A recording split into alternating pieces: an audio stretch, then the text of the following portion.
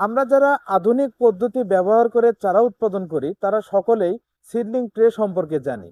তবে আমরা অনেকেই সিডলিং ট্রে নিয়ে একটু হতাশায় ভুগি। যখন আমরা কোনো সিডলিং ট্রে কোম্পানি থেকে কিনে নেই তখন তারা বলে 5 থেকে 7 বার ব্যবহার করা যায়, কিন্তু আমরা দেখি 3 থেকে 4 বার ব্যবহার করার পরেই নষ্ট হয়ে যায়। আসলে কি তারা আমাদেরকে মিথ্যা বলে এই সিডলিং ট্রে বিক্রি করে, নাকি আমরা ব্যবহারই ঠিক মতো করতে পারছি না দেখে এটা তাড়াতাড়ি নষ্ট হয়ে যাচ্ছে? আজ আমি এই ব্যাপারটা আপনাদের মাঝে তুলে ধরবো।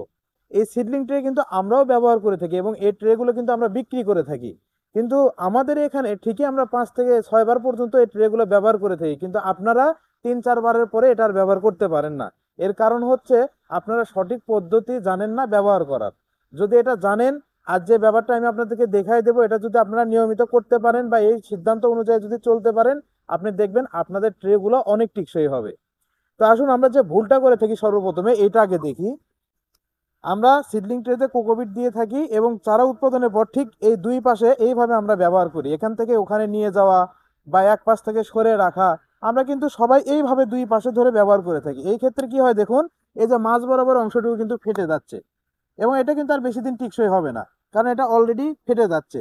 আর এইভাবে ব্যবহার করার কারণে এই চারাগুলো দেখুন মাঝ বরাবর কিন্তু চাপে পড়ে যাচ্ছে, যার কারণে চারারও ক্ষতি হয় এবং সিডলিং ট্রেগুলো 2 থেকে 3 বার ব্যবহার করার পরে নষ্ট হয়ে যায়। আসলে কি সিডলিং ট্রেগুলো এইভাবে ব্যবহার করতে হয়? আমি বলবো যে না, এটা সিডলিং ট্রে সঠিক মাত্রায় ব্যবহার না। আপনাদেরকে সিডলিং ট্রেগুলো ব্যবহার করতে হবে ঠিক এই লম্বালম্বি ট্রের দুই পাশে। এই যে এই দুই পাশে দেখুন, একই ট্রে আমি দুই পাশে ধরে যখন আমি উঠাইলাম, ট্রে কিন্তু এখন মনে হচ্ছে অনেক শক্ত হয়ে গেছে। আর এই ট্রের মাঝখান থেকে কিন্তু আর কোনো ভাঁজ পড়ছে না। পাশাপাশি দেখুন আমি যদি এইভাবে নড়াও দেই, তাও কিন্তু এটা ভেঙে যাচ্ছে না, চারাও করে কোনো ক্ষতি হচ্ছে না। আর ট্রে যখন আপনারা ঠিক আমার মতন এই দুই পাশে ধরে যখন ব্যবহার করবেন এবং এক স্থান থেকে অন্য স্থানে যদি সরানোরাও করেন, তাও আপনার ট্রেও নষ্ট হবে না, পাশাপাশি আপনার চারাও নষ্ট হবে না। তো প্রকৃতপক্ষে সিডলিং ট্রে ব্যবহার করার নিয়ম হচ্ছে ঠিক এই দুই পাশে ধরে, এবং এতে করে আপনার মাঝ বরাবর ফেটেও যাবে না, একটা ট্রেও নষ্ট হবে না, চারাও নষ্ট হবে না। আর আমরা যখন এই দুই পাশে ধরে ব্যবহার করি তখন ট্রেগুলোও নষ্ট হয়ে যায়, চারাগুলোরও ক্ষতি হয়ে যায়।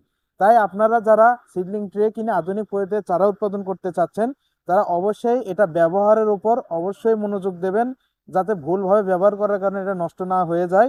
আর এই ভিডিও দেখে যদি আপনাদের কোনো উপকৃত মনে হয়, তাহলে অবশ্যই চ্যানেলটিকে সাবস্ক্রাইব করে দেবেন এবং আমাদের পাশে থাকবেন। আর আধুনিক কৃষি পণ্য তো আমরা সর্বোত্তম আপনাদের মাঝে সরবরাহ করেই থাকি।